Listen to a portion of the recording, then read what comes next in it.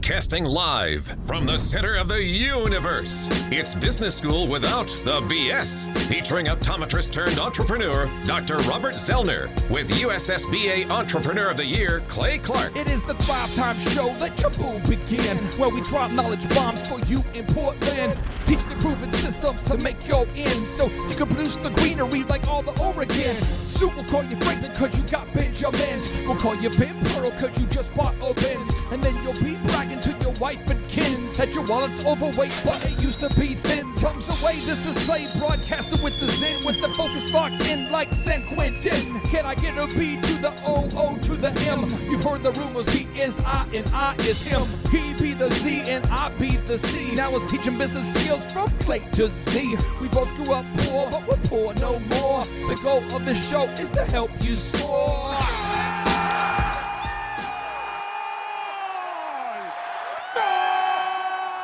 All right, Thrive Nation, welcome back to the Thrivetime Show on your radio. Today we're talking about bridging this massive abyss that's separating what you know to do from getting it done. That's keeping you from traveling across the bridge of, here's the idea, and I want to go across the bridge of discipline to the actual achievement of what I set myself out to do. I want to go from just wanting to be successful to actually becoming successful.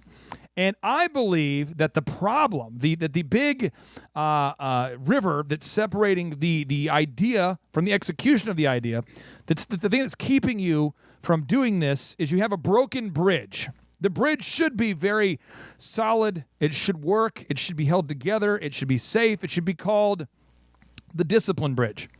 And if you're disciplined, you can go from the ideas to the execution of the ideas very quickly. But if you're not disciplined, you can't get anything done. You spend your whole life in the idea phase. You spend all your time coming up with ideas, but you never get anything done. And so I'm going to tap into Dr. Sibley's wisdom on this, and I've got some fairly deep questions for Dr. Sibley, and I'm going to here's the first one for you. Proverbs 31:8 from the Bible. Proverbs 31:8 from the Bible reads, "Speak up for those who cannot speak for themselves, for the rights of all who are destitute." All right, so it says, speak up for those who cannot speak for themselves, for the rights of all who are destitute. But then Proverbs 10:4, which is also in the Bible, right? It says, "Lazy hands make for poverty, but diligent hands bring wealth." So there's an entrepreneur out there called, we'll call him Clay Clark. That's me. I've never had a hard time at all with just locking in and doing what needs to be done. So if it was like in high school, I'm working out, I commit to a regimen, and I just do it. And I didn't have any pushback, and I would just get really in great shape real fast. I'd just do it. Cold calling, that was the first time where I was like, gosh, I know what to do, but I don't do it. And I noticed that when I was weightlifting, I had like a partner with me. You know, someone to push me, someone to coach me, someone to hold me accountable. On the baseball team, I had someone pushing me. The soccer or the basketball team, the football team, people were holding me accountable. I had that someone to kind of push me, to guide me, to hold me accountable, you know. But then when I started my own business, I'm self-employed, so I'm all by myself. Oh. And that's when I struggled to have the discipline when I first started. And as a result of that, I had poverty. You know, because I wasn't doing my job. So then once I figured out over time, like, gosh, if I don't do anything, nothing good's going to happen. Then I became more of a disciplined person. Things began to take off. It's all good. So then when I started managing people, people would refuse to do their job, and I wanted to do it in the right way. So I look at the Bible, and it says you got to speak up for those who cannot speak for themselves and for the rights of all who are destitute. So I'm thinking, well, if somebody's doing a poor job at their job, maybe I should have more compassion and like care and try to figure out why they're not doing the job. I mean, maybe they're not motivated. Maybe I'm doing a poor job motivating these people. That's the problem. I'm doing a poor job. And I got stuck there for a long time. I probably spent 2 or 3 years in that spot where I kept feeling like I was doing something wrong as a result of my people. I was causing my people to not do their job. Even though they knew what to do and they weren't doing it, I was somehow the problem. Can you help somebody out there that's in that phase right now where they've built a company, they got maybe 3 or 4 employees, maybe even 10 employees, and the employees know what to do, but they're just refusing to do it. And the owner feels like they're doing something wrong that's causing people to not do their job. Help somebody out there. Help an entrepreneur out there. Poverty is a great motivator. And this is so mean. People in your business that are not on board with you, not singing the same song you sing, are weights on your legs, and you're going to sink. So motivating people is a full-time job.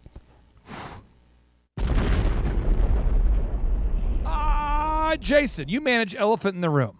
And a typical store, how many people are working with you on a typical day? 8 to 9. Okay.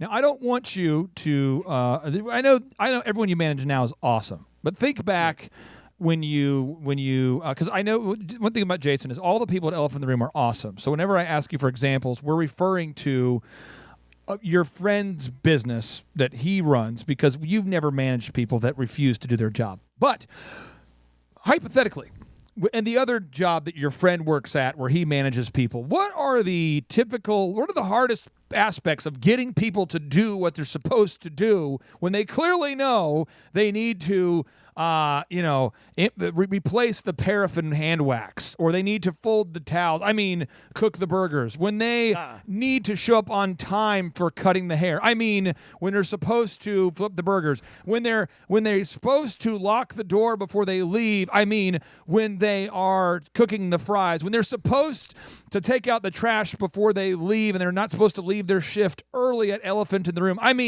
at the burger joint where they're supposed to do their job. What's the hardest part of getting people to do what they need to do when they already clearly know what they need to do? Well, that's the hardest part, is trying to get them to understand that it's the task and that it's simple to do. It's like wanting to have a marshal on your team where you can go to Marshall and say, hey, get this done. And he says, okay. And then he does it. It's like you said, it's a full-time job trying to motivate somebody, but you have to just keep doing it. And that's one of the things that I learned is if I'm not diligent in motivating, or if I'm not being an example of what I want to get done, then it's not going to get done. I've discovered, because I've managed I've managed thousands of people over the last 21 years, and I can tell you, here are the 3 excuses that humanity has, and I'd like for Dr. Sibley to break down the first one, Chup the second one, and Jason, I'll have you break down the third one, okay? So here's excuse number 1. I forgot. Dr. Sibley, that's a number 1 excuse. It's very universal. People love to use that one. You say, Clay, you're supposed to fold the towels. I say, okay. I choose not to do it. Then I say, I forgot. And I'm hoping that you will not follow up again. I'm hoping that I just won't do it passively aggressively. And then when you hold me accountable, I say, I forgot. Dr. Sibley, how do you deal with people that say, I forgot? Well, people that say, I forgot, don't take their job seriously. Because you shouldn't forget. If you're on board, you can't forget. Because we're dealing, in our practice, with people's lives. So you have to be on task 24/7. And that in itself will motivate people. So you have to write down, the person has to write down what they're supposed to do. You have to tell your teammates, hey, teaching moment, write down what you're supposed to do. The pen is for remembering. Don't try to remember in your head. But then beyond that, if somebody keeps saying that they forgot, you're going to have to fire them, because that's not acceptable. And it seems acceptable. It seems like an acceptable excuse, but it will not ever change. If they say that, if that's their excuse, they will consistently use that over and over, because it feels like it feels like a good excuse. Now, Chup, the second excuse that people use for not getting things done. And I'm asking you, Mr. Listener, Mrs. Listener, are you using this excuse on yourself? Is this you? Is this me? Are you saying, I forgot to pick up the kids from school? Oh, no. I forgot to pay the... No, I have met adult men who do this consistently. Yes. I forgot to pay the bills. I forgot to go to work on time. I forgot to go to sleep on time. I forgot everything. So, next excuse, though, is there was a miscommunication, Chup. Oh, yeah. Chup, there was a miscommunication. I thought... you wanted me to work next Friday. When you said work this Friday, I thought you meant next Friday. And I guess a little slip there. Yeah. So I forgot. This is the one that when it's disingenuous really gets to me because they're trying to do the old switcheroo. The old switcheroo. They're trying to put the onus back on you. Oh. By basically saying you didn't do a good enough job telling me what I needed to do as Mr. Manager, Mr. Boss, Mr. Owner. Therefore, I misunderstood and did the wrong thing. Or You did not provide enough detail for the task. Right. You did not. This is your fault, not mine. I would have loved to get And let's say how you should handle it. If somebody asked me to get something done and I didn't know what was expected, I would ask. I don't understand this. What is expected? And then I would go do it. And if I started doing it and I couldn't do it because I didn't understand it, I would then ask previous to the deadline. That's why it's called a deadline. You should be dead if you don't get it done on time. If you are the one assigning these tasks, here's how you can head this off. You've got to do the 4 W's. Oh, talk about it. You got to assign who the person needs to, who is responsible for this task. This is how you delegate. Clay, this is for you. I need you to get this done. Who's supposed to do it? When is when it's due, when we need it done. Where is where they need to be to get the job done, right? And we need to be at the main office, at the branch. Where do I need to be to get it done? And then what do I need with me? Do I need passwords? Do I need a list of phone numbers? What do I need to get the job done? And if you provide the employee or the team member with those items, there is no excuse. There is no miscommunication. They've got everything they need to get it done. And after you get those 4 W's, you got to follow up. Dr. Sibley, why do you have to follow up over and over? Follow up. Why do you have to follow up? People forget, just like you said. You got to keep them motivated. It never gets better. It'll never stop. And then when you hire better people, you'll find that the better people never need to be followed up, but you still follow up with them. But they just knock it out because that's what they're all about. And those people like to be followed up with because they get to brag about getting their job done to their boss. It's weird. The third excuse, Jason, I'm sure you've never seen this because you manage primarily women. And so I know you've never seen this. So but friends of yours who maybe hang out at the mall a lot and manage stores at the mall, the third excuse people use for not getting things done is there's an emotional reason. There's like, I've just been so busy. Or my personal life is just, I got a lot going on at home. Or somebody died in my family. Or don't talk to me that way. You will not talk to me. I mean, there's the angry guy. I've been here for years. How dare you? Jason, how do you deal with emotional people? You do a fine job managing people. And I know there's nobody who's emotional, an elephant in the room. But other places, hypothetically, at the mall, if you were managing people there, how do you deal with emotional people? Can I get passionate about this? Yes. So dealing with the emotional it's annoying to me because I like to approach things from like an intellectual level. And when you're dealing in emotion, you can't. So it's hard to level with those people. And there's always an emotional excuse. That's the one I would say is probably the number one of the 3 excuses that people give us over I forgot. There was something else that came up that made me feel this way. I get so emotional, baby. Every time I try to get to work on time. Exactly. I get so emotional, baby, when I forget to take out the trash. Every time. I would like to say that was intellectually passionate. Your delivery there. That was nice. He's kind of like a TED Talks on steroids is what he is, really.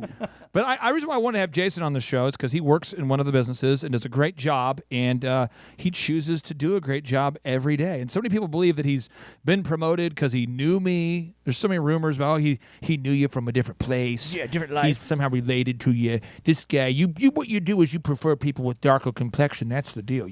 No, listen, he's just a great guy because of the work he chooses to do every single day. He chooses to be great. In another company that chooses to be great, another entity that chooses to be great, another group of people that choose to be great is Onyx Imaging. If you're looking to save time and money on your office supplies and your printer supplies, quit going to Office Depot, wasting your time and your money. Save both time and money with office supplies and printer supplies delivered to your office. That's Onyx Imaging. Check them out online. That's Onyx Imaging.